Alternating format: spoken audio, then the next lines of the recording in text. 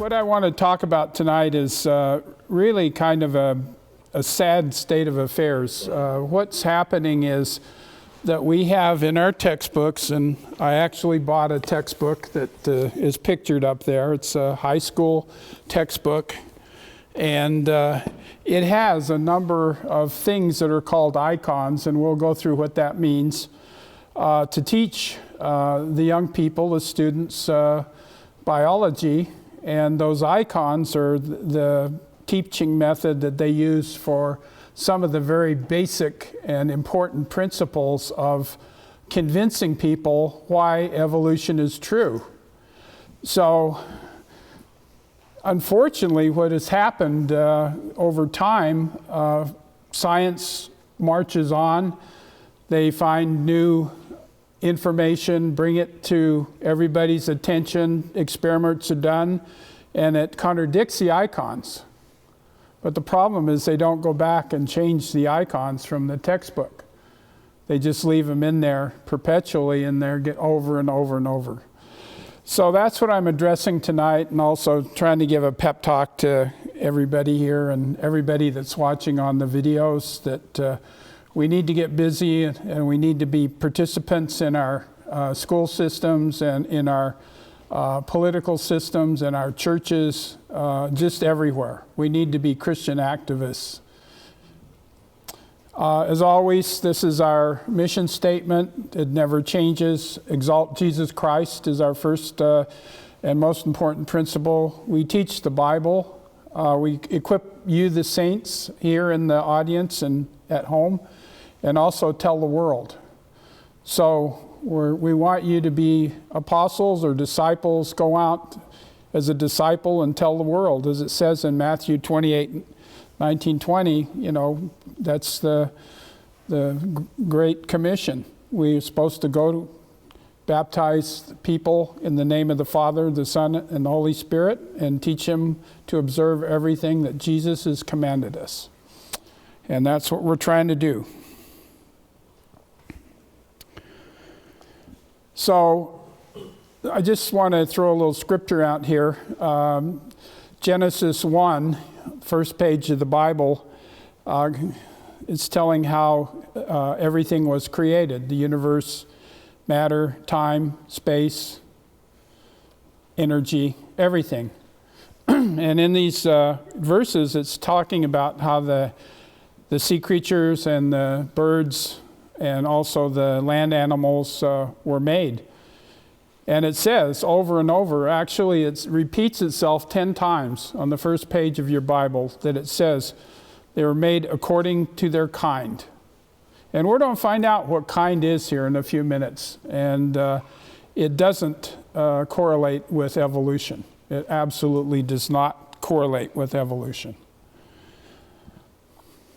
So I just wanted to throw in a little Science 101. Any theory that purports to be scientific must at some point be critically compared with observations and experimental data.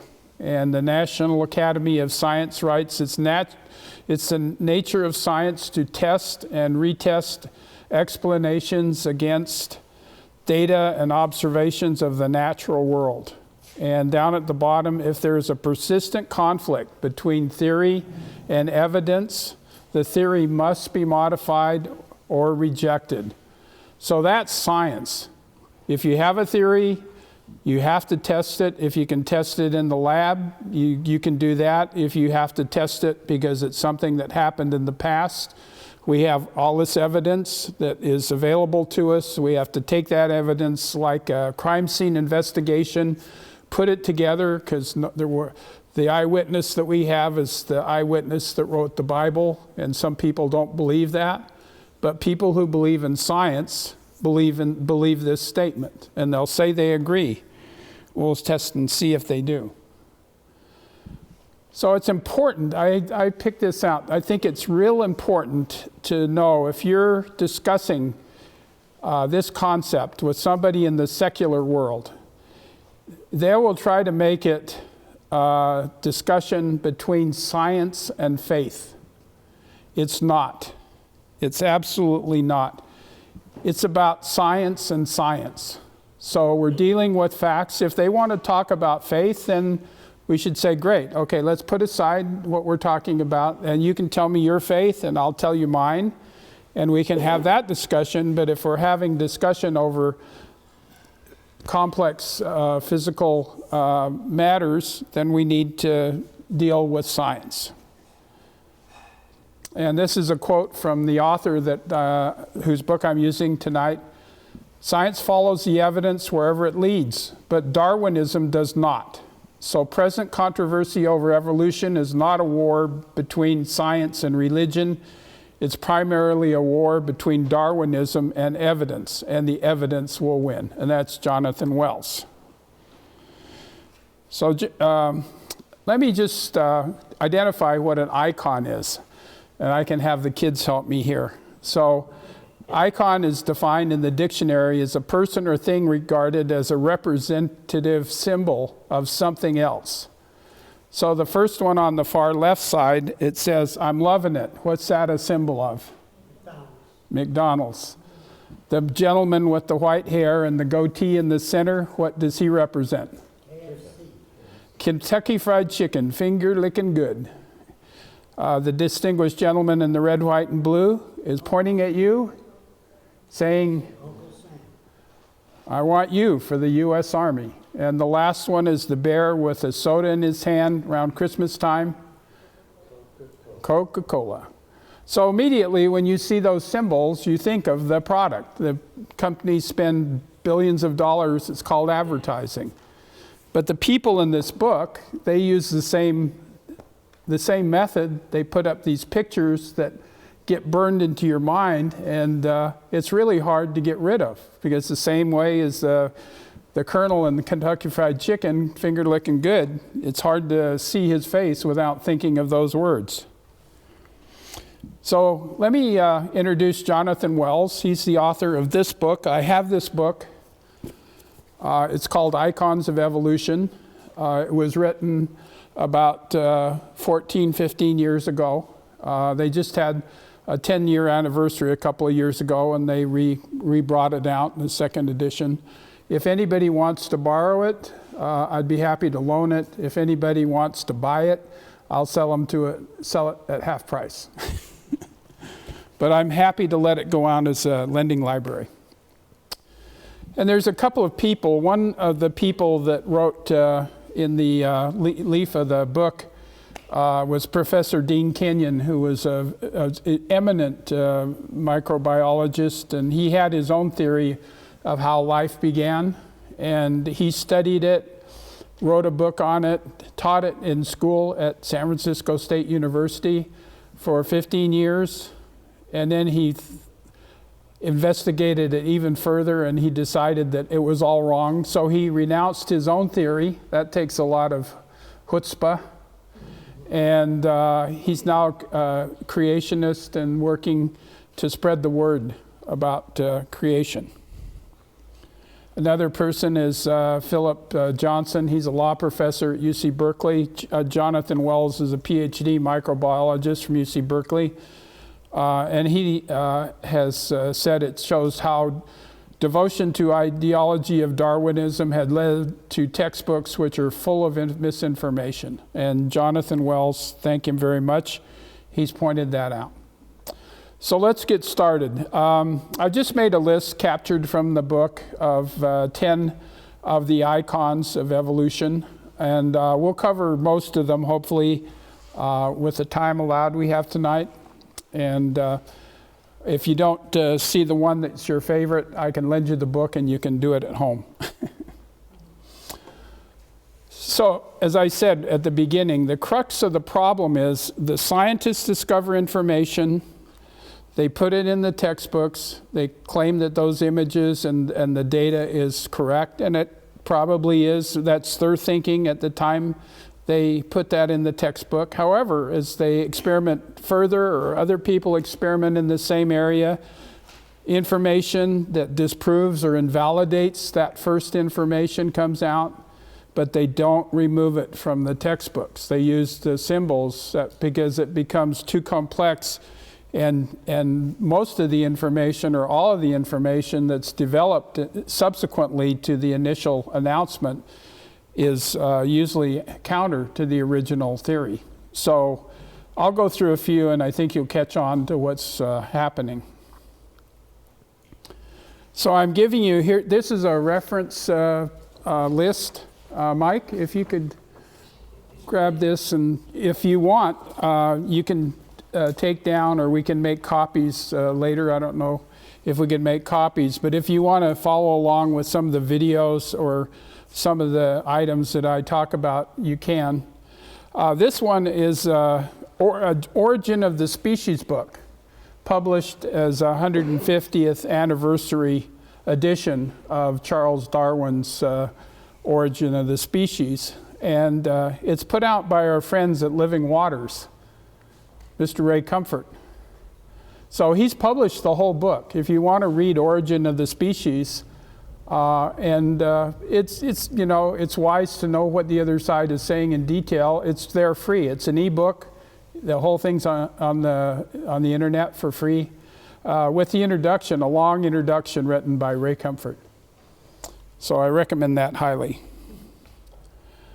The other thing is, it's curious, a couple of facts. Darwin's book is called Origin of the Species, but nowhere does it talk about the origin, the true origin of life.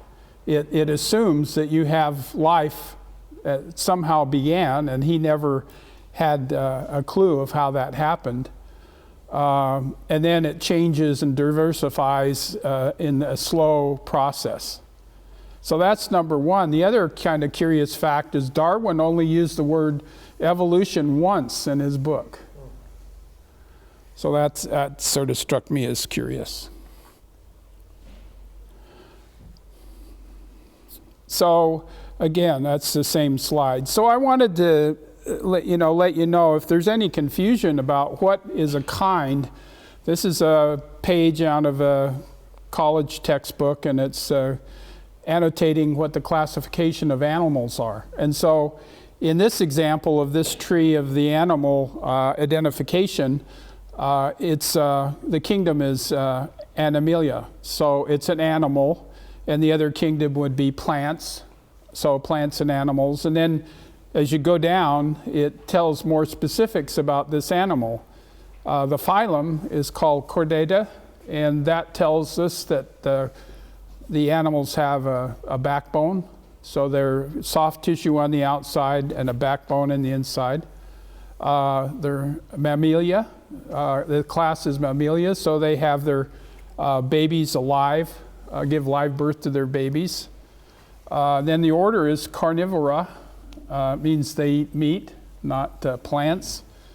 And then we get to the family, and that is where the biblical kind is. So that's the separation. And then it's telling you that this group in purple is cat-like animals. The center one is dog-like animals. And the end one is bear-like animals. So as you go down, then there's a genus telling more particular about the traits of the animal, and then finally a species. So the speciation, if you look at dogs, there are thousands of species of dogs and everything in between. So dogs are very, very diverse. And even the evolutionists admit that they believe that every dog can be traced back to one single dog someplace back in history. So even their theory, they think that there is one single dog, and it probably is more like a wolf than a chihuahua. But it's a single dog, and so you can have all of these different species. And what the evolutionists have used to define this, so if there's a group of dogs that are mating and having offsprings, or cats, in that also happens in bears, when they have a change from a cat that has one kind of characteristic mated with another cat, maybe a long tail, and a short tail produces a medium-sized tail, and that they call another species. That's called microevolution in the textbooks. And we would call it, as creationists, we would call it speciation. So your speciation is different kinds of cats, different kinds of dogs, different kinds of bears.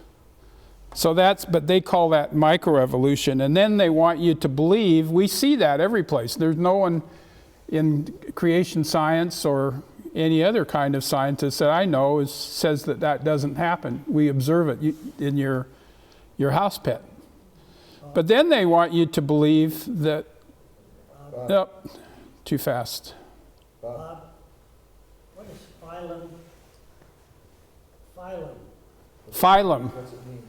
What does it mean? It's just another designation. Those are the names: kingdom, phylum, class, order. Those are what they use to classify different gradations of animals. So you take all of the animals and all of the plants in the world, and then you draw a line. Okay, all on this side they're animals. They have certain traits. All on that side are plants. When you get down to phylum, you have chordata that says these animals have a backbone. Then you would have the mollusks and the insects. They have a different body plan. Those animals have a hard shell on the outside and a soft inside. These animals have a soft outside, and then the strength comes from the skeleton and the backbone they have. So it's just a way of generally classifying everything. And the macroevolution, so they want you to believe that if you see microevolution, if you wait long enough, you'll see macroevolution. And that's the key. So I wanted to kind of put that out there as a teaching aid so you understand what's going on. So I'll play this short video from Jonathan Wells. He's going to talk about the tree of life, which you've heard. And this is the diagram that was in Darwin's book.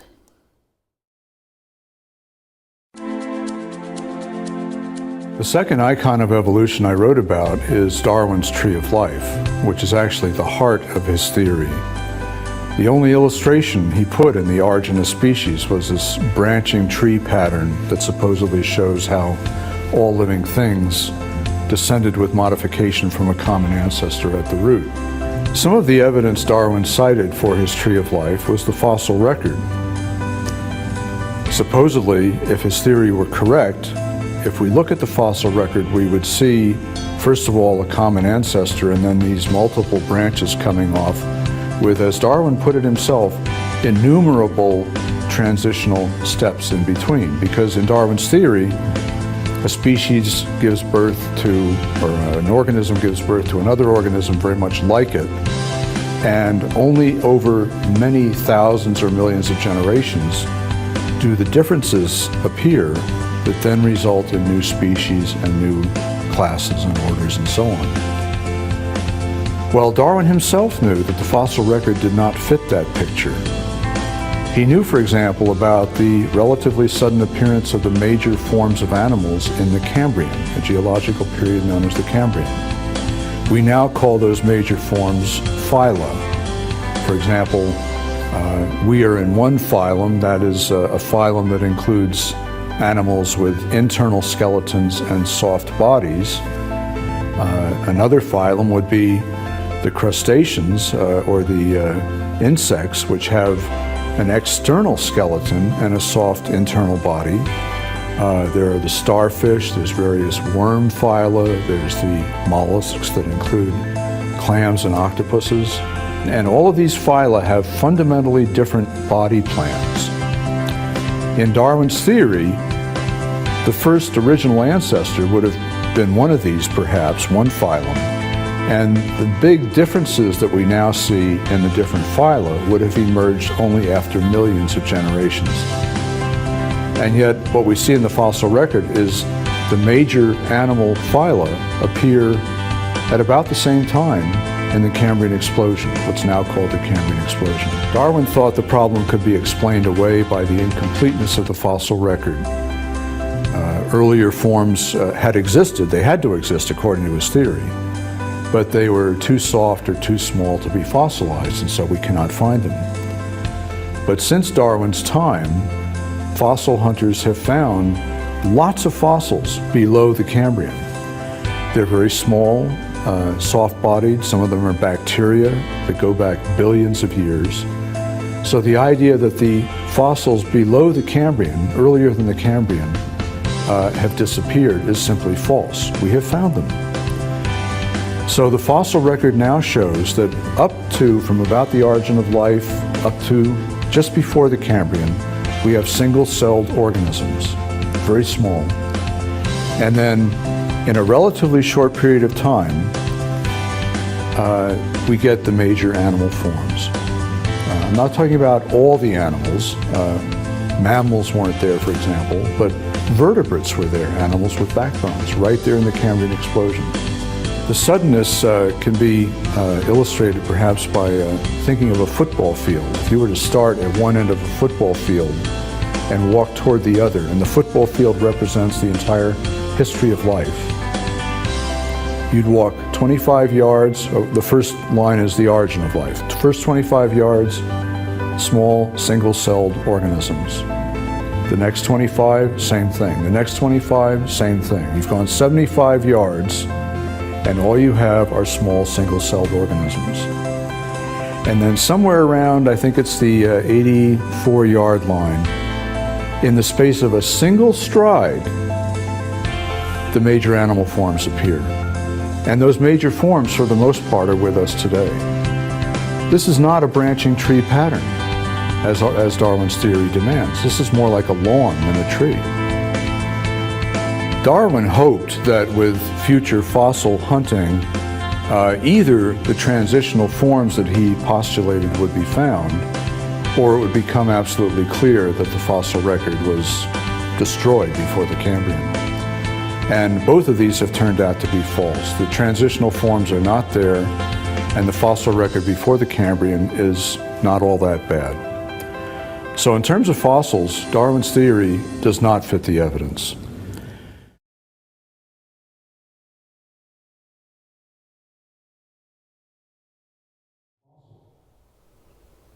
So that's his theory.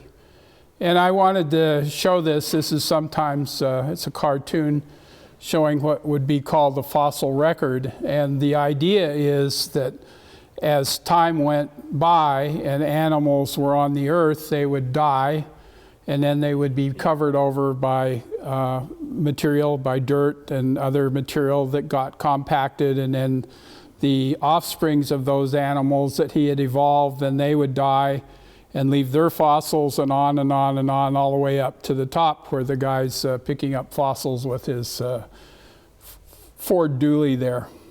And on the right side, those are the names. You've heard of Cambrian. He just mentioned that. You've all recognized Jurassic is where the dinosaurs, and Triassic and Cretaceous is where the dinosaurs live, supposedly. And on the far right, there's a number of years. The Cambrian was over 500 million years ago.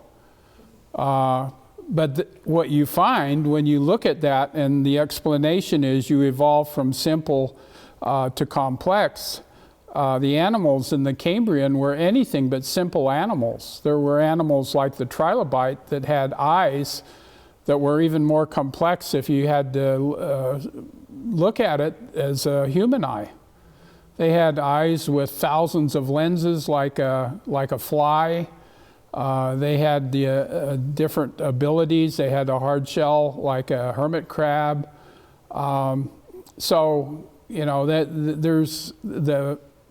they call that the Cambrian explosion.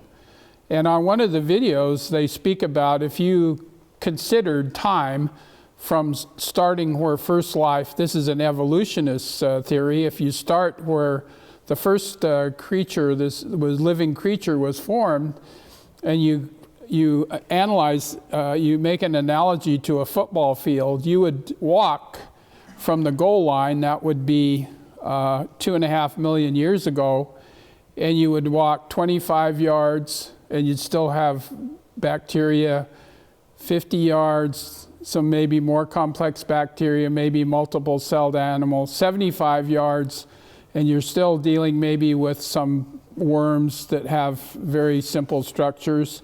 And at the 84th yard line, all of a sudden, it lights up and you've got every phylum that is existing today. So that absolutely contradicts, in my mind. Here's a little cartoon. So the Precambrian has just the hard rock and then some simple structures, early Cambrian. And then you see this whole forest of different animals, including ones with backbones and jellyfish, sponges, all kinds of things. So it doesn't fit the data. It doesn't fit the tree of life. And they don't recognize that. Here's a worm fossil. Here's a trilobite fossil down at left corner. The right corner is an animal that has a backbone and a sponge. All of those existed at the same time, and they appeared within a very short period of time relative to the whole span of where they speculate that life occurred. So Michael Denton, he's an evolutionist, and he wrote a book about evolution, a theory in crisis. And he really asks the question if the Darwinian theory adequately explains what we see in nature. And his conclusion was evolution fails to explain is the apparent uniqueness and isolation of major types of organisms. It strikes me as being a fragment denial of common sense to allow that all these were built up by accumulations of small random changes. This is simply a nonsensical claim. And he's an evolutionist. So there are evolutionists that have come to the conclusion that the Darwinian approach, the evolutionary approach, is not a good explanation, but they hang with it anyways because they can't bring themselves to believe in special creation. So I've got a little chart here that has time going from left to right from 1860. Darwin published his book in 1859, all the way up to 2020. So Darwin published his book 1859, and then I put, when did we know that the tree of life, which we're talking about right now, was not a good explanation? And actually, it was revealed even before Darwin published his book. And this gentleman, William Buckland, realized the dramatic steps in the fossil record, and it was widely known amongst scientists in England and other places that the Cambrian explosion was actually very much against Darwin's tree of life and his explanation.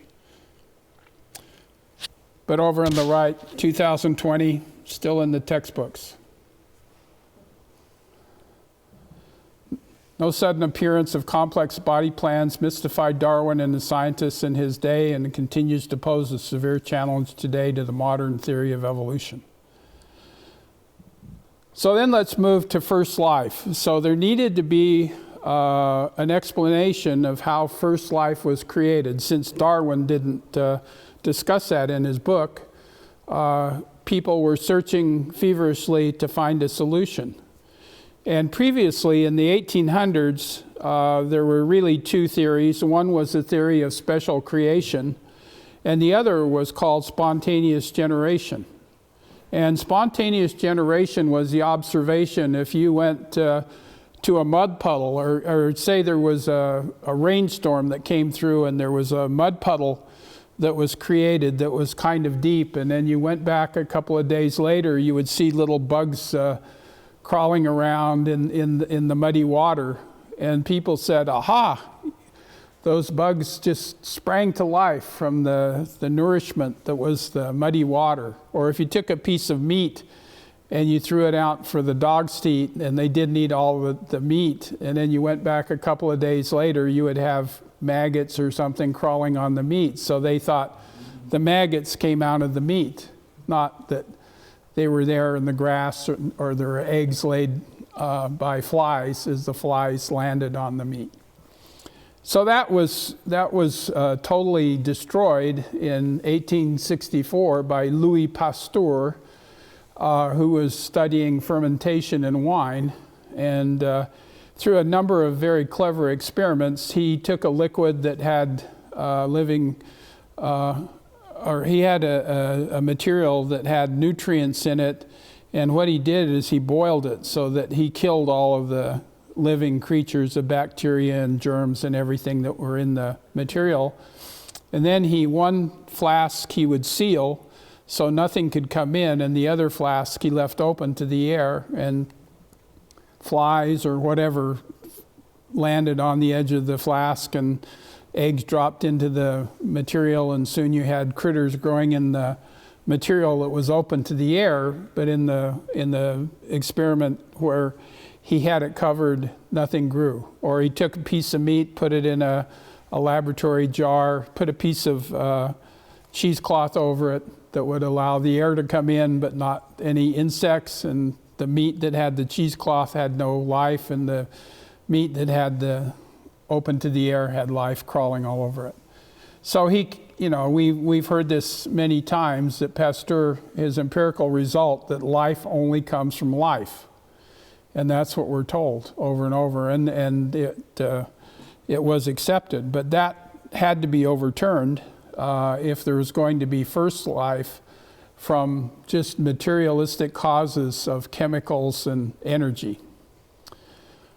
So in 1952, two gentlemen did experiments in the University of Chicago. They supposed that this early Earth that was formed before life was here had a certain atmosphere, and they chose the atmosphere to be water, ammonia, hydrogen, and so fourth one. I'm sorry.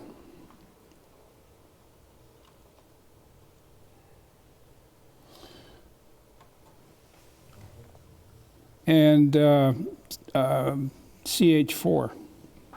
Don't remember the name of that at the moment, but it's on another slide. And so what they did is they piped those gases into this glass experimental apparatus. The gases flowed over an electrical spark unit. They had a artificial lightning inside the jar that contained the chemicals, and they actually had those gases flowing through a cooling apparatus so that it would condense. The hot gases from the spark would condense, and the precipitants would fall into a cold trap and be collected later so that they could reach in there and take out samples of what was created, and then the boiling water kind of kept everything passing around this loop.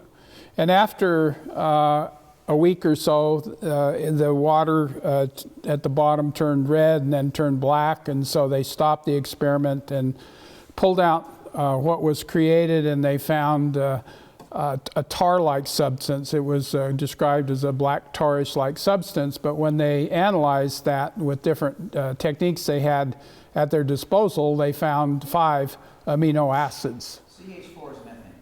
I'm sorry? Methane. Methane, yeah. Thank you. And so they found 5 amino acids. Years later, people went back and actually found the experiment sitting in a room somewhere of the result, and they've taken the more recent analysis of the material that was produced, and they found 20 amino acids. But there's several hundred amino acids that exist, and also the amino acids, there's only 20 very specific ones that are ever used in the creation or in the support of life. So the newspapers, when this was reported, of course, the newspapers jumped on it. The result is called life in a test tube. So we've created this black tarry stuff, which is proof that we have created life in the test tube. And all we needed were some random chemicals and some electricity, and there we go. But note, the experiment did not produce all of the amino acids that were necessary for life.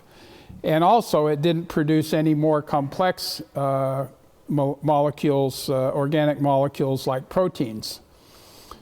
But this didn't stop the textbooks from adopting this picture. This picture is in this textbook. And Gary, can you grab that and maybe we can pass it around? Thank you, sir.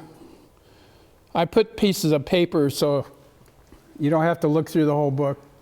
The book is kind of water stained a little bit, but I got it for 84 cents on Amazon, so I think I think I didn't get cheated. So what did they do? You know, it's like what really did they do? And this is kind of like Paul Harvey. Now the rest of the story. What's the rest of the story? Amino acids are obviously important to building blocks. It is a building block of life, and the amino acid is made up of NH2, which is a amine leg, and it's they have also a carboxyl COOH leg, and then there's what's called the R group. So amine, carboxyl, and the R group makes up all of these hundreds of different amino acids. And the key elements in the amino acid are carbon, hydrogen, oxygen, and nitrogen. So the 500 known amino acids, though only 20 are in the genetic code or any life used in any proteins for life, the Miller and Urey experiment only produced a fraction of those.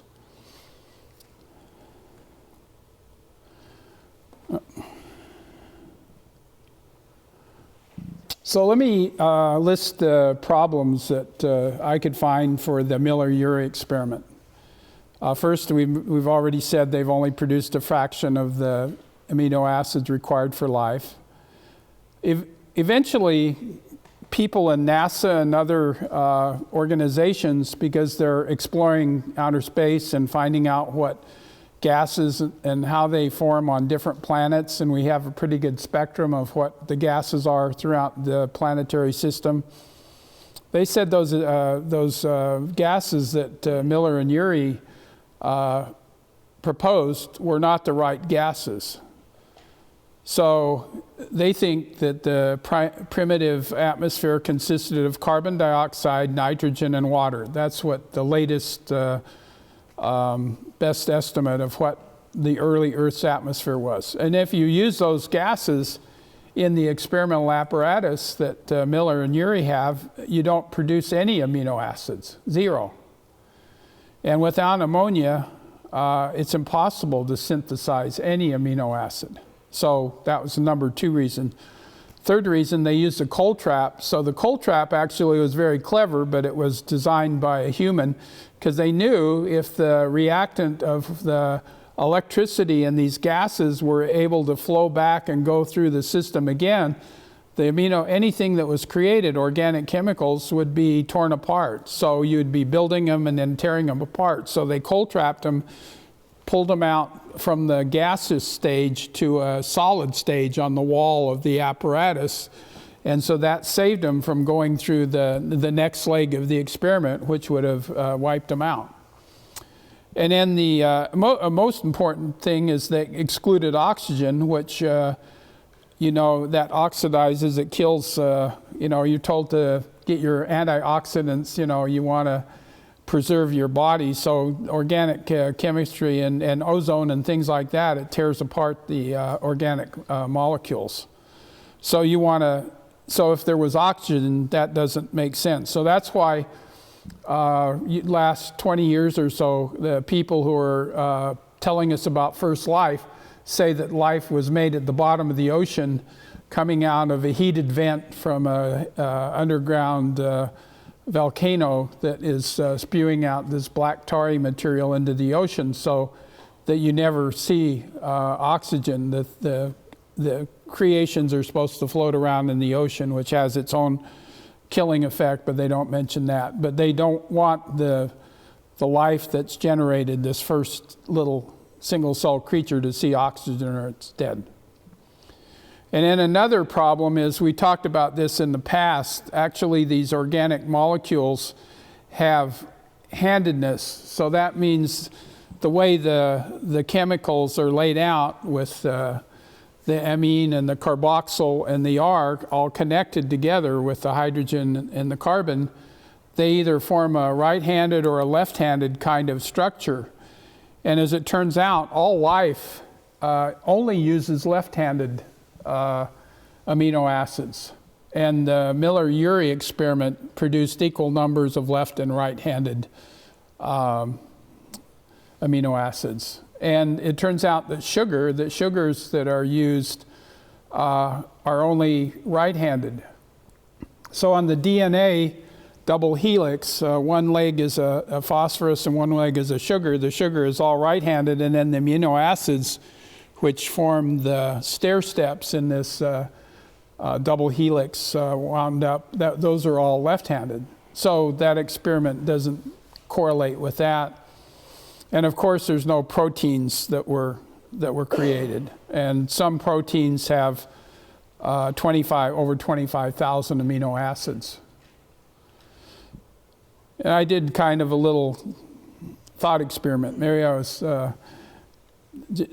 feeling like I wanted to run some numbers. So I looked up how many wooden ties. When you're on the railroad train, you go on the railroad and you hear the clickety, clickety, clickety, and you see all those wooden ties. It said in Google that there are approximately 3,000 wooden ties per mile. And I looked up what the distance from Los Angeles to New York is approximately on the train, and it's about 2,700 miles. So you multiply those two numbers together, you get about 8,100,000 of those wooden ties to go from New York to Los Angeles. So then I thought, well, the human DNA is a wound up structure that has these cross members that look like a ladder or maybe even a railroad track.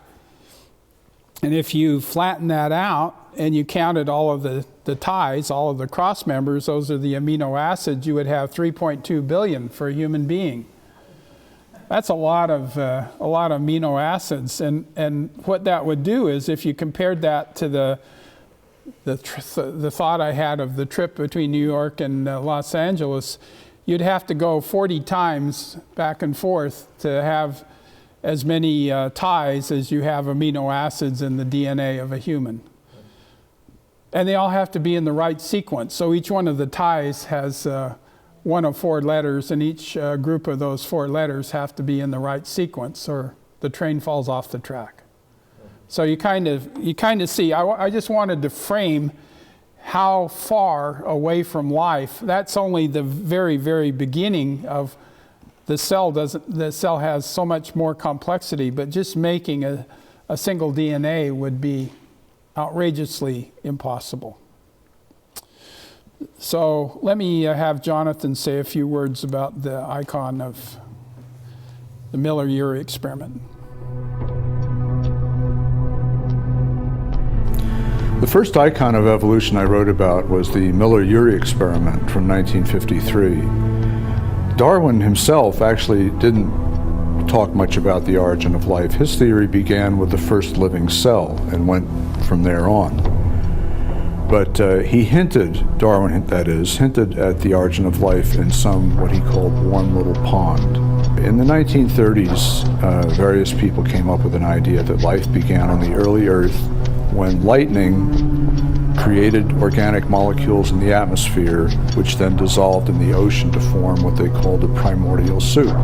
Well, this was all hypothetical until Stanley Miller in 1953 performed an experiment in which he put in a glass apparatus a mixture of gases that he and others thought represented the early Earth's atmosphere. And then he shot an electric spark through that and collected the products in water at the bottom of the apparatus. And after about a week, he was able to detect 2 of the simplest amino acids, which are the building blocks of proteins. When I wrote Icons of Evolution in 2000, many biology textbooks had images of the Miller-Urey experiment, because although Darwinian evolution doesn't start till after the origin of life, there was this grand evolutionary story that the textbooks wanted to tell, and the Miller-Urey experiment was part of that story. There are many problems with the Miller-Urey experiment. He used a mixture of gases, methane, ammonia, water vapor, and hydrogen in his apparatus. that many scientists at the time thought represented the early Earth's atmosphere. But by a decade later, most geoscientists, or many geoscientists, were convinced that the early atmosphere was not like that at all. First of all, it seems there was probably some oxygen present. Well, if you had put oxygen in the Miller-Urey apparatus with hydrogen and then shot a spark through it, the thing would have blown up. So oxygen had to be excluded. And yet it appears now that probably there was some oxygen in the early atmosphere. The early atmosphere apparently was not rich in hydrogen. Most geoscientists now think the early atmosphere consisted of the same gases that come out of volcanoes in the modern world. And those gases are water vapor, carbon dioxide, and nitrogen. Well, if you put those gases into the Miller-Urey apparatus and shoot a spark through them, you don't get any amino acids at all. You have to have some free hydrogen present. So when you put a realistic mixture of gases in the Miller-Urey apparatus, you don't get anything like the building blocks of life. And so the experiment appears now to be irrelevant to the origin of life. But there's an even more serious problem. Even if someone could show, and every now and then someone publishes a paper claiming to show, that certain basic building blocks of life could form under pre-life conditions without any sort of intelligent design or intervention. Even if we could show that, we would still be immeasurably far from creating a living cell. And here's how we know that. And this was published even before Icons of Evolution. If you take a little flask, a little test tube, and you put in a sterile buffer that's a salt solution with no living thing in it at all, then you add one living cell to that sterile solution, and you poke a hole with a sterile needle. The contents of the cell will leak out into the buffer, and you have in your hand all the molecules you need for a living cell, because the cell was just alive a minute ago. Not just the building blocks, the DNA, the proteins, the membranes, everything is there. And yet, every scientist knows you cannot put that back together and make a living cell out of it. I call it the Humpty Dumpty experiment. So even if we could show how all the chemical building blocks of life formed on the early Earth without any intelligence or design, we would still be immeasurably far from understanding how life began. Because we can have all the chemicals present and still not know how to make a living cell. The whole thing remains a mystery.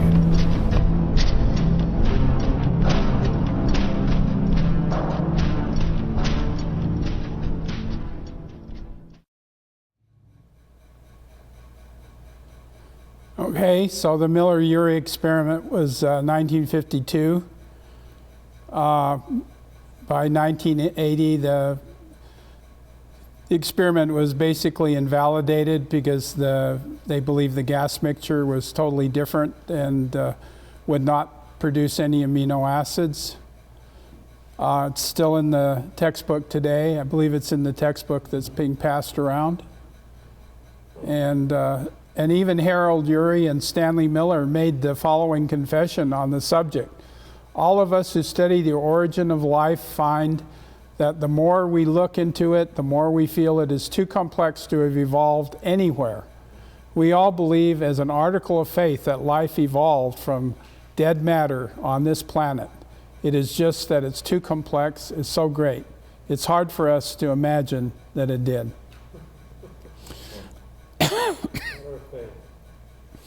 Okay, let's move along. I'm running a little late. So, Henkel's embryos. Ernst Haeckel was a German scientist and embryologist that lived in the middle to late 1800s.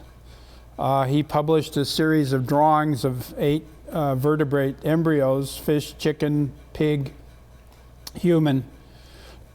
And he showed the embryos at different stages of years, months of life.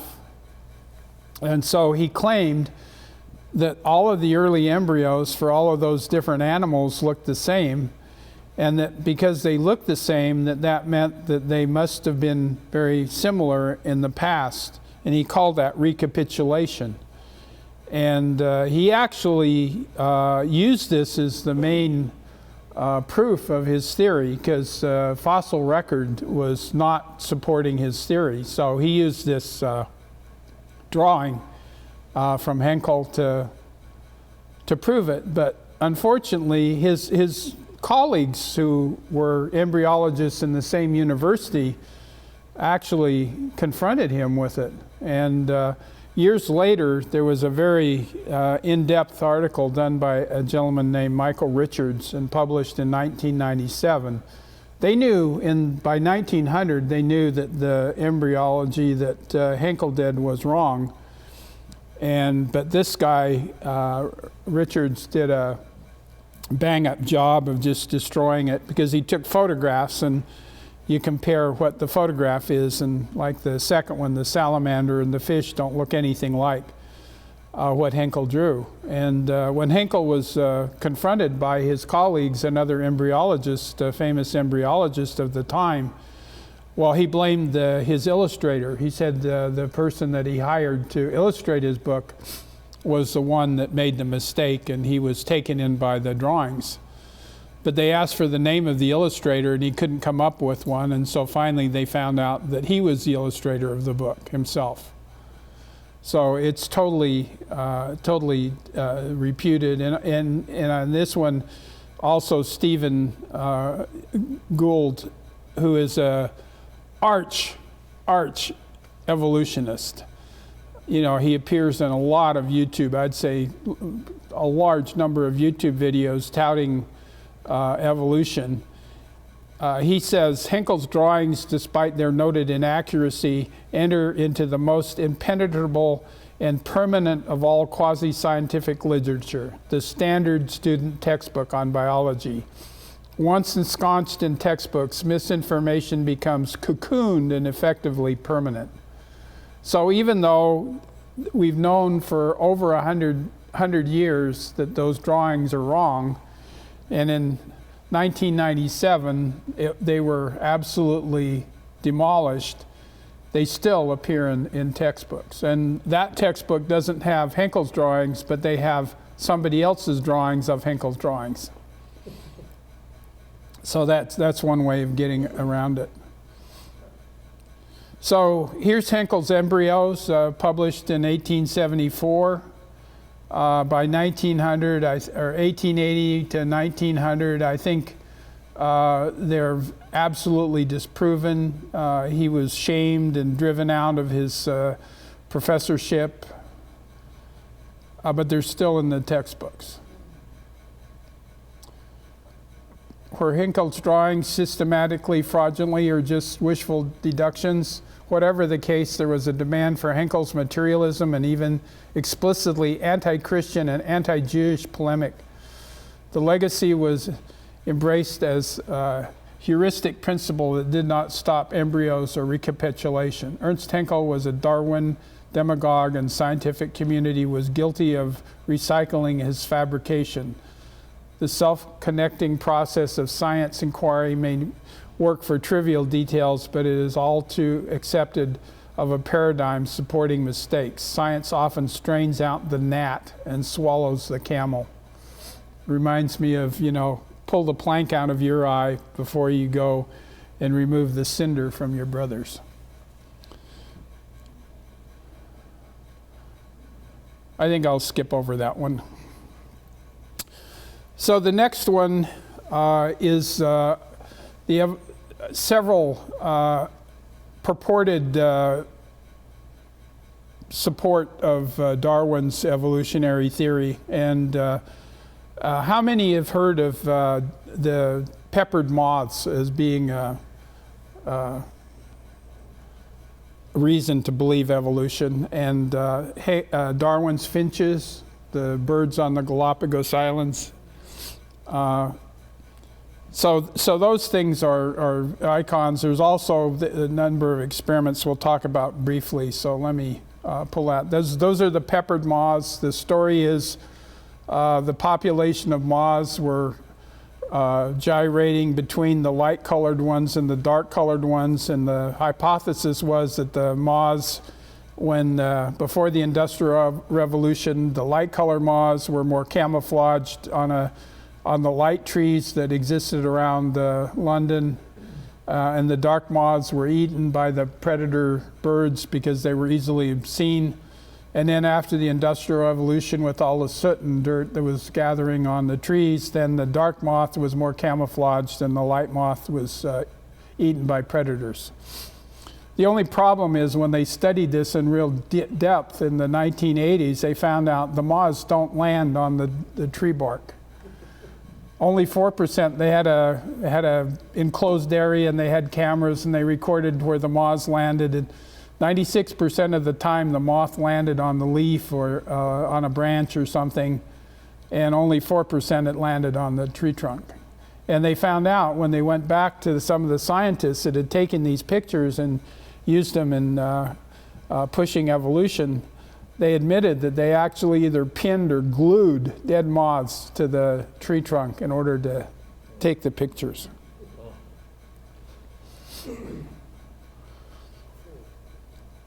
So, as it says, only 4% of the moths in the wild spent time on the tree trunk, and most all the time they were on the leaves or branches. Many scientists resorted to pinning or gluing the moths to the tree to make their point. Tell the story of evolution. They have to tell the story of evolution. And really what they found out, that the cycling between moth populations is more due to fertility rate, yearly temperature, the food supply, and the habitat than any of the other concoctions. Darwin's finches. I think there's about 14 different varieties of finches. He didn't, if you look at the bottom, Darwin didn't mention finches in his diary or the voyage of his favorite book on origins, his famous book on origins. So he didn't mention finches, but other people, he did collect finches and he brought them back to England to study. But the real people who popularized Darwin's finches was a landmark book called Darwin's Finches in 1947. And then a husband and wife team in 73, the Grants, Peter and Rosemary Grant, spent years on the island, the Galapagos Islands, going through and studying in great, great detail the finches.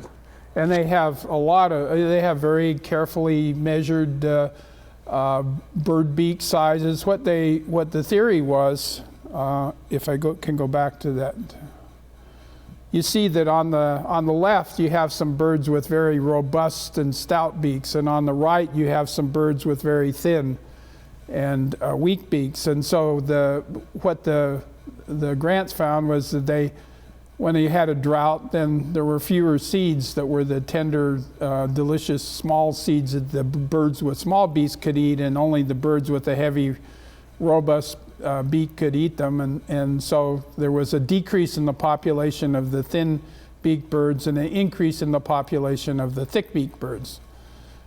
But what they found over time is when the drought ended and then the rains came and then the trees that had the smaller seeds, they started to drop their seeds. Then there were the remaining birds that had the small beak, they would mate and their population would flourish. So if you look at the incident of number of finches that they observed in the years that they were there, it really showed that the birds came back. They didn't go to zero, they didn't disappear. It was just sort of a trade-off. In some years they actually had flooding, and the beaks, the birds that had the big beak actually didn't get its food, and the small beaks were more prevalent than the big ones. And then another one, this is one of the famous frauds of history. This is called Archaeoraptor. It was published in 1999 by National Geographic, and it was picked up by Time magazine, and of course the New York Times all published this half bird, half reptile, because the thinking in evolution is that we still have dinosaurs, they're just called chickens. So the theropod dinosaurs, those dinosaurs that stand on two legs like a T-Rex or a velociraptor, those things are now all chickens and flying around in the sky. But this one was caught. There were some very studious Chinese scientists, and they looked very carefully because the fossil was presented in China, and they tested the rock that the fossil was embedded in, and you see the different colors. You see the white, the yellow color, you see the blue color, and you see the pink color. So when they tested the rock, that was different rocks. That wasn't the same rock. So whoever made the forgery took animals from different locations and then carefully polished it down and glued them together and made one fossil. But the rocks aren't the same, so it has to be a lie. And so that one is totally shot down, and National Geographic and Time and New York Times all had the print retractions in page 73. Same page. And then Archaeopteryx is a bird, and it also was touted as being a transitional fossil. It has a peculiar characteristics. It has teeth in its mouth, which is not unique. Geese have serrated things in their mouth that they can bite, and also owls. And there's other birds that have that. And there's also, it had claws on its wings. So they say, oh, well, it has claws like a reptile and it has teeth like a reptile, so it must be a reptile. But when you look at it, a bird is very, very different than a reptile. A bird has a totally unique lung system. It's a kind of a flow-through bellows system. It isn't like we have where we draw air in and breathe air out. They're breathing because they're flying at a high rate of energy consumption. They're passing oxygen more like a jet engine, sucking in oxygen and then having it come out. And it's a very efficient way, and it's needed to keep the blood flowing and keeping the cells alive while the bird is consuming so much energy. So it has feathers, it has the lung condition, it has the stomach, you can see the bone structure and everything. So even evolutionists now, I think, agree pretty much 100% that this is a perching bird. And here's a picture of it. It has a bird pelvis, a long tail for stability, air sacs is the respiratory system. So it's a perching bird. And so it just happens that it has some unusual features, but that doesn't make it half reptile and half bird. The other thing that's happened is man has tried to create evolution by mutating different species of creature. And one of the favorite one is a fruit fly, because they're so easy to raise. You get a banana and a sealed lid with some holes poked in the top, and you can grow fruit flies in abundance.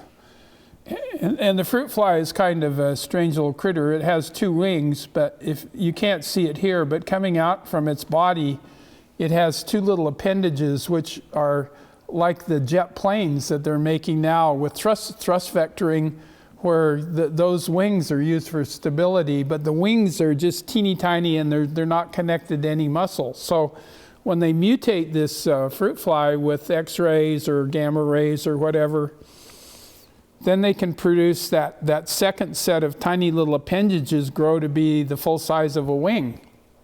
So the fruit fly has 4 wings. Hooray! The only problem is there's no muscles connected to the second pair of wings. And the second wings prevent the first wings from flying. So they're not a fruit fly, they're a fruit walker. And you can imagine how kind would natural selection be to a fly who couldn't fly. So they've tried over and over to do that. But what is the overall result? Since the second wing has no muscles, the extra wings are useless dead weight and interfere with the first set, disabling flight. What would natural selection to do to such a mutated, flightless creature? And then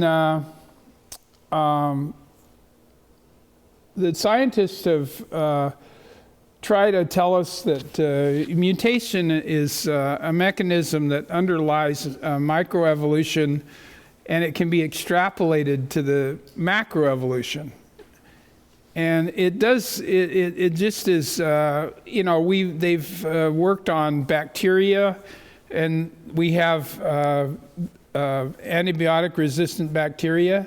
But again, what's happened when they analyze the bacteria have lost information. So by losing information in their genome, the susceptibility to antibiotics killing them was prevented. So they got an advantage. They couldn't be killed by antibiotics.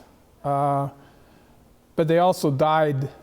They had a lifespan of about 1/10 of what a regular bacteria has. So with every corruption, every mutation comes a massive problem. And certain diseases like sickle cell anemia actually prevent other diseases. But people who have sickle cell anemia have very threatened lives and live a poor quality of life. So you can have something come in and prevent something else, but it's always deleterious to the organism that it's in. Oh, I'm going backwards. It's hard to work in the dark here. Okay, so the next to last topic I'm going to talk about is homology. And this is how do you tell what the chain of events are for the transition of one fossil or one species into a totally another, the macroevolution. So when the scientists look at different fossils, they see the eye holes, they look at the ears, the way the bones are, look at the teeth, they look at the feet. So they're looking for commonality.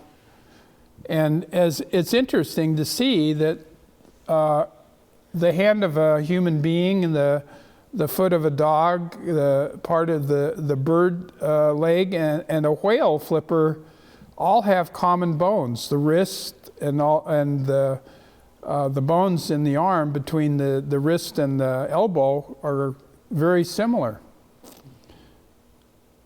But if you've ever been to IKEA, you know that doesn't happen necessarily or always by natural selection. You look at the drawers of the bookcases and the TVs and the thing, they're all the same design. So this is called design reuse. So if you have a very intelligent designer, and I would say God is the ultimate designer, he would reuse things over and over because they're the best design that is available for that purpose. So that would tell you, these homomorphic structures, they don't call it homology anymore. They call it homomorphic, I guess, because it sounds better. But it's used to trace out the relationship and how these different animals are all related to each other. But it's only on this thing looks like that thing, so these two things must be in the same line. Is there any questions there? An ear or a set of teeth or the way the tail is. So you're looking for commonality. These are two animals that are kind of interesting. One is a deer called a tufted deer, and the other one is called a maned wolf, for the mane on the wolf. If you look at the tufted deer, when he turns around and looks at you, smiles at you, he has a set of fangs. And if you look at the wolf, when the wolf stands up, he has real tall, skinny little legs. So the wolf looks like a deer, and the deer looks like a wolf. And nobody says in science that the wolf and the deer are on the same line in evolution. Isn't that homology? Aren't they similar? So they decide. So they get to decide when they want something to be homologous, they say it's homologous. And when they don't, they say, no, no, that's on the same line. And my favorite here is the next one. This is called the pacu fish from New Guinea. Look at the bottom layer of teeth on him. Not look like our bottom layer of teeth, but nobody says that fish is part of our ancestral background. So homology is only used when they want it to be used. So let me play Jonathan here.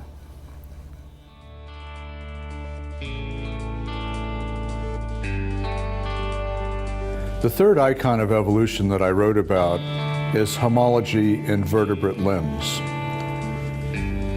If you look at the bones in the human hand, the way they're constructed and put together, their structure and positions, and you compare that to a bat's wing or a porpoise's flipper or any number of other vertebrates, the structure and position of the bones are actually strikingly similar.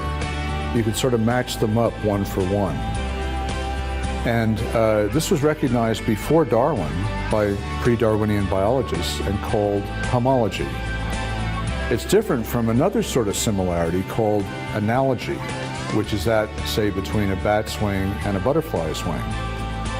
Although they're both wings and they're both used for flying, the internal structure of the bat's wing is quite different from that of a butterfly, radically different. And so analogy was not used to classify organisms, whereas homology was. When Darwin came along, he attributed homology to descent from a common ancestor, so common ancestry rather than common design. And this was at the core of his theory. He considered homology some of the best evidence for his theory, these sort of similarities in structure and position. And in fact, that's how paleontologists arrange fossils, depending on their anatomical similarities and differences. Even for the molecular comparisons, we're still talking about homology in the sense that we're comparing similarities and differences of, in this case, DNA sequences or protein sequences. So homology is at the heart of the evidence for Darwinian theory, that is, descent with modification from a common ancestor.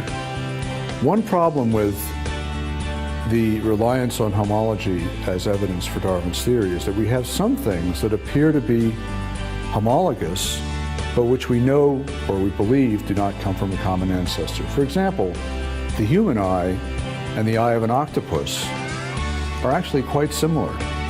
And yet nobody believes that the common ancestor of humans and octopuses had an eye like that. So there are cases, there's actually many cases in the biological world, of structures that appear to be homologous, but which do not come from a common ancestor. Well, Darwin's followers sort of finessed the problem by redefining homology as similarity due to a common ancestor. So instead of similarity of structure and position, homology was now similarity due to common ancestry.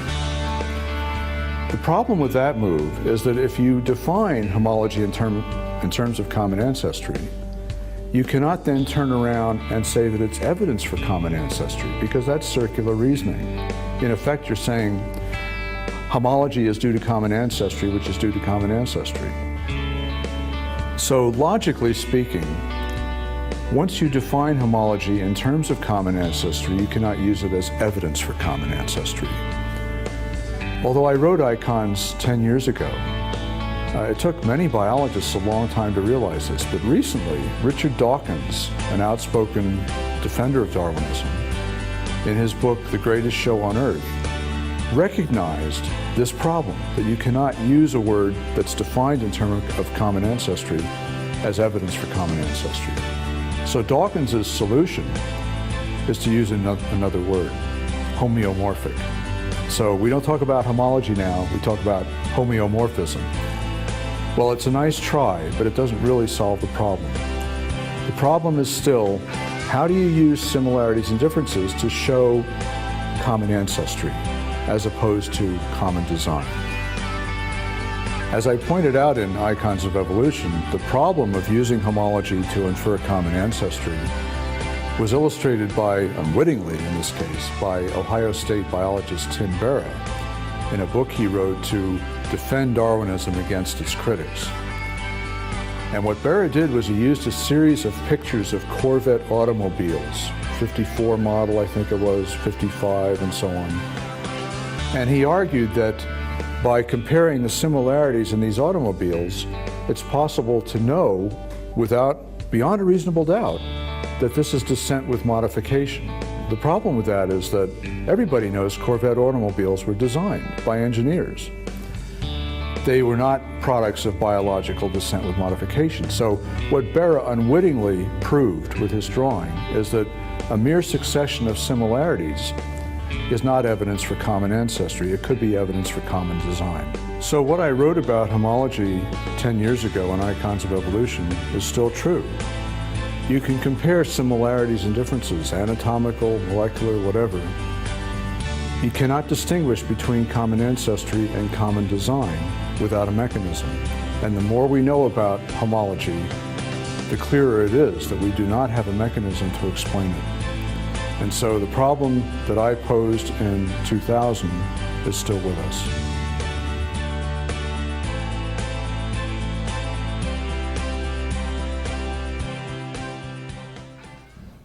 So let me throw in another Bible quote having to do with mixing of breeds. It says, "You shall not let your livestock breed with another kind. You shall not sow your field with mixed seeds, nor shall a garment of mixed linen and wool come upon you." So God is telling us He doesn't like those mixings.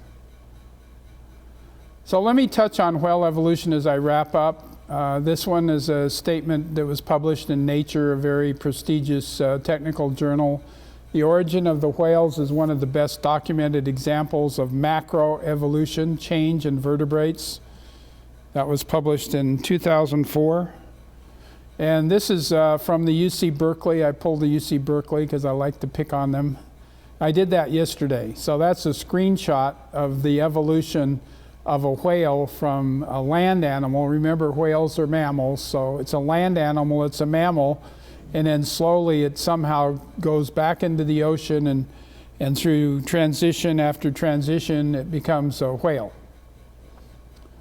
And it's made up of three parts. There's a little video I'll have you watch. So Pachycetus is the animal that is similar to maybe a hyena or something like that kind of a creature. Although there's different opinions by different groups of scientists at different universities, whether that's the original ancestor or not. There's Ambulocetus, which they all reference in their evolutionary tree. And then Rotocetus is the last one before you get to things that look very, very much like whales. And what I want to do, if I can... Whales are magnificent creatures, capable of holding their breath for over an hour and diving to over 1,000 feet deep. But where did they come from? Scientists who support evolution suggest whales evolved from a land mammal. For them, the fossil evidence is so convincing, the evolution of whales is offered as one of the best fossil proofs for the theory of evolution.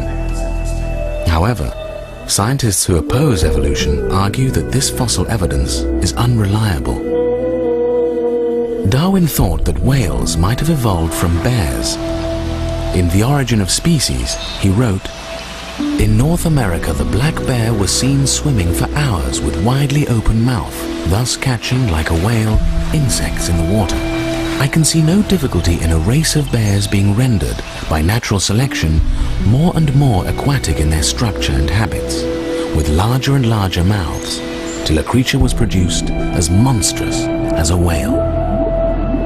Modern evolution scientists have abandoned Darwin's idea of a bear evolving into a whale.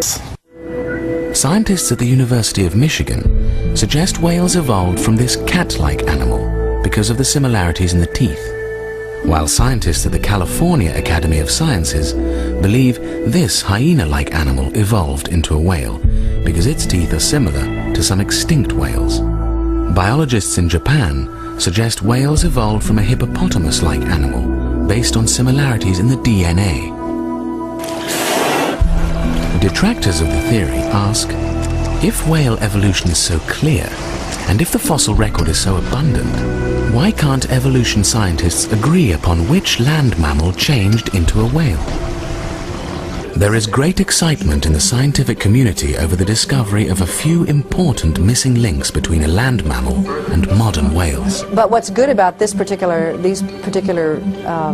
fossil whale specimens is that they do show us intermediates in the evolution of whales, and we don't often get fossil intermediates, so we can actually trace the development of characters. Say, for example, the evolution of swimming in whales. We don't often have that opportunity. They have a big exhibit on it in Michigan. I was just there. They have all these things just sitting out there. I mean, they're all there. I mean, you really have to be blind or 3 days dead not to see the transition among these. You have to not want to see it. As shown in this diagram from the University of Michigan Natural History Museum, Ambulocetus is one of the important transitional fossils in whale evolution.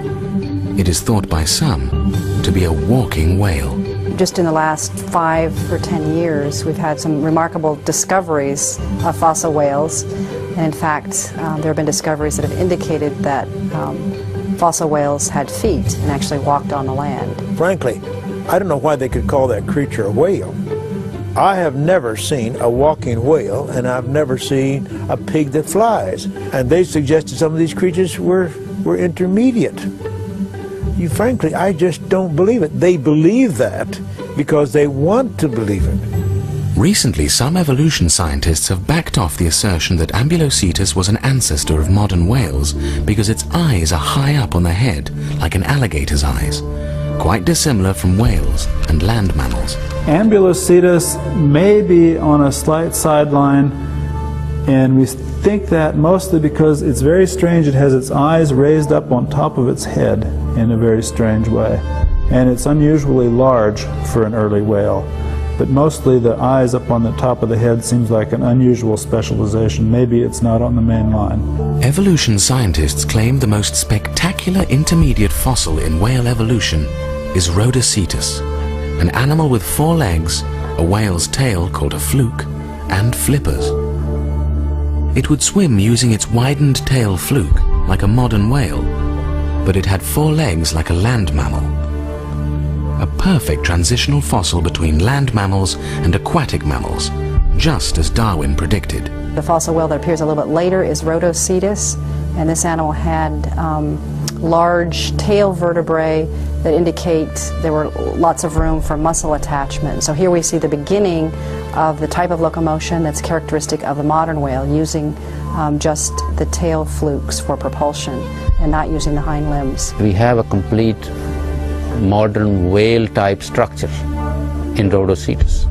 There are not many modifications from Rhodocetus to the modern whale other than changes in size of the structures. When this video series was being filmed on location at the University of Michigan in Ann Arbor, the executive producer noticed a discrepancy between museum drawings of Rhodocetus and the fossils. The reconstruction of Rhodocetus had a whale fluke, but there were no fossils of the tail to confirm this. Dr. Phil Gingrich, the scientist responsible for the discovery and reconstruction of Rhodocetus, was questioned how he knew there was a whale fluke on Rhodocetus, since that part of the fossil was missing. What was the reasoning that the scientists think there was a fluke on Rhodocetus based on the other pieces of anatomy?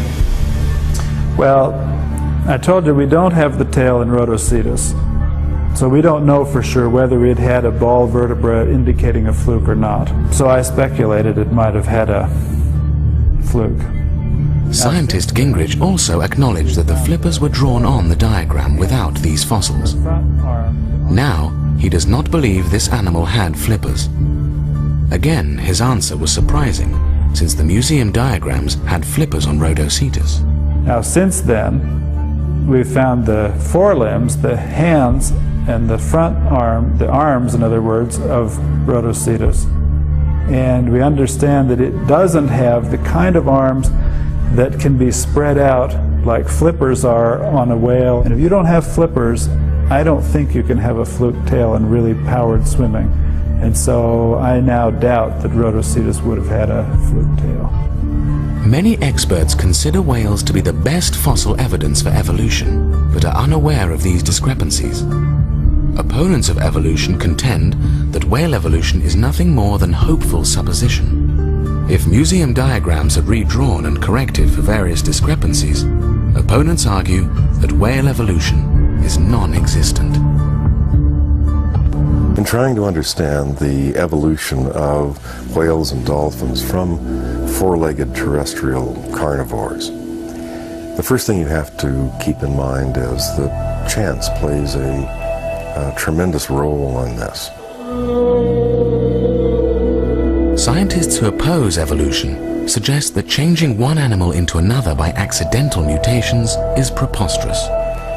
If a carnivorous land mammal, such as a hyena, evolved into a whale, too many body transitions would have to occur by chance. The hyena's front legs would have to change into pectoral fins.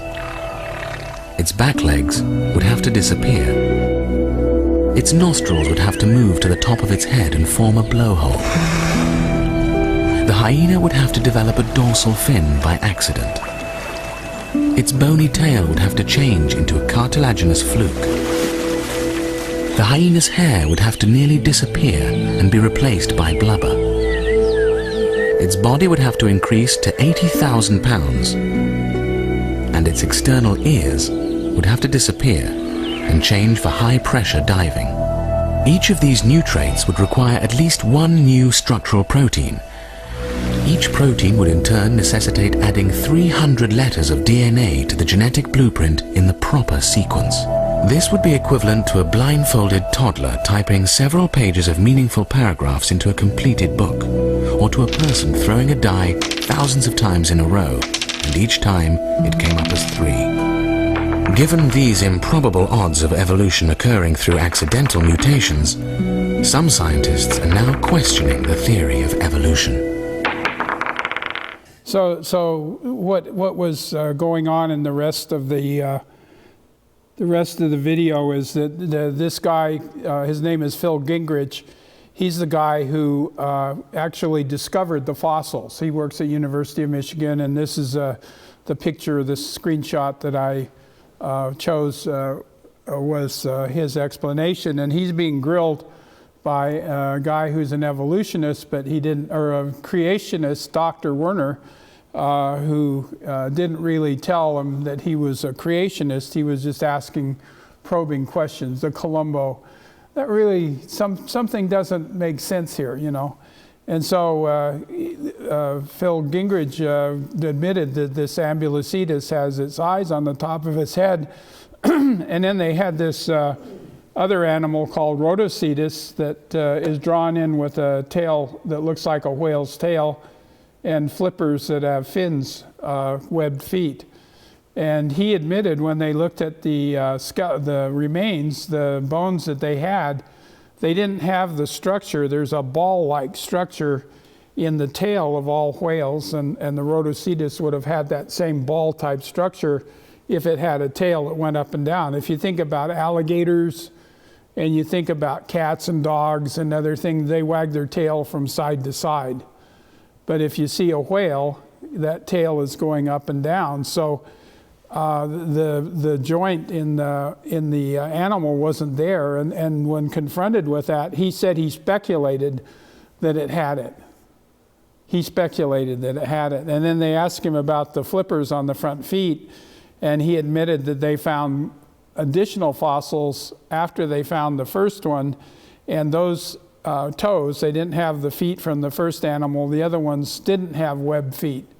So the thing doesn't have webbed feet, and it doesn't have a tail. So is that a transitional fossil?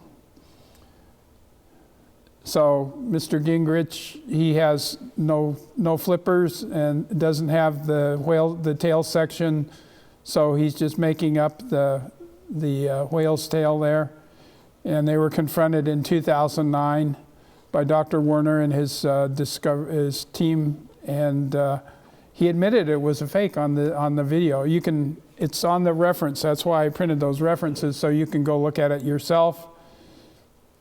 But the University of Michigan in their museum, the American Natural History Museum, New York Natural History Museum in London, and my UC Berkeley website all still have that drawing without any of that taken out. So Revelation tells us in the last verses that, "For I testify to anyone who hears the word of this prophecy of this book, if anyone adds to these things, God will add to him the plagues that are written in the book. And if anyone takes away from the word of the book of this prophecy, God will take away his part from the book of life, from the holy city, and from things which are written in this book." So you want to tell the truth and don't contradict the Bible. So I have like 2 minutes. So what I wanted to do is quickly summarize. I wanted to have two views. One is, what has evolution done to the thinking and harmed mankind, humanity? And what has it done to our spirituality and our belief in our Lord Jesus Christ and Savior? So with evolution, you can have racism. Evolution was adopted by anthropologists, and they call it social Darwinism. And so you have preferred races, and so if you have preferred races, some races are smarter than others. You pick. The Bible tells us there's only one race. We're human beings. Human respect is devalued because if you're just an assembly of molecules that were put together by time, matter, and chance, what's the logic of treating men and women with respect? And abortion and euthanasia, if you're not born yet, or if you're getting old and decrepit and falling apart like some people, evolution is based on the weak dying. So survival of the fittest. And belief in vestigial organs, those are the organs that are supposedly left over from our evolutionary process, and things like tonsils and things like appendix are crucial for the health of your body. You can live without them, just like if you cut a finger off, you can live without the finger. You don't function as well. They're part of the immune system. And the tailbone, which everybody in evolution says that's a leftover from a tail that we had eons ago. That's where a lot of important muscles attach that help you do things that you have to do in life to live your life. I won't go into detail. And belief in junk DNA, thinking we're 98% the same as monkeys. They only looked at the protein-making cells when they looked at the, I've talked before about the project where 150 PhD scientists worked for 4 years, and they got the total mapping of the genome and what large portions of this other non-coding DNA did. And you absolutely, they over 90% of the DNA molecule, it's known what it does. And so now doctors can go back and study those portions if you're looking for a specific drug that, or a specific treatment for somebody. And that was delayed for 20, 30 years because we weren't looking for the other, they just called it junk, so nobody looked at that. And then what has it done to our spirituality? The belief in evolution has undermined the belief that the Bible is inerrant. So if you're saying, oh, well, this part is mythology, and then this part is partially true, and then this is all true over here, and then you can't do that, because if you know, the genealogy of Jesus Christ is in the New Testament. So, and it takes his genealogy back to Adam. So if you're only saying, well, the Old Testament was fables and allegory and everything, what about the New Testament? If it's all allegory, why do we believe? Belief in evolution has given non-believers the out of rejecting God. Oh, I don't believe God because I'm a scientist and I know better. Whatever. belief in evolution has led to the compromise within the Christian faith. How many of the churches around actually teach theistic evolution? We had Brianna come in and give us a whole lecture, and probably half or more of the seminaries, more than half the seminaries are teaching. The Catholic Church teaches it's okay to believe in evolution. No problem. They do believe in evolution.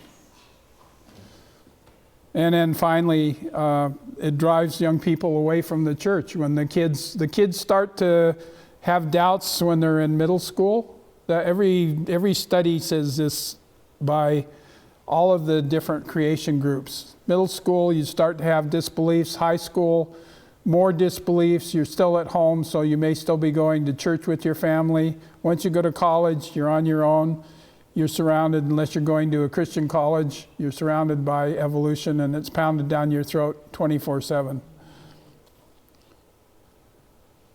So that's the recommendation. What can you do? I thought about this for a little while. I would say to the people on the video, thank you for watching our presentations on creation. I really am happy to know that there are people out there that are watching, and I send my love and my blessings to you. Please continue your education. You're yearning for more knowledge, and so I ask you to continue that thirst for knowledge and understanding. And I've listed 4 excellent creation resource organizations: the Institute of Creation Research, Answers in Genesis, Creation.com, which is an Australian organization, and also 2 Peter 3, which is Kent Hovind and Dr. Dino. So those are, if you want to learn more, watch our videos, and your questions will be answered in one of those places for sure. Get involved in education. We desperately need to have good textbooks.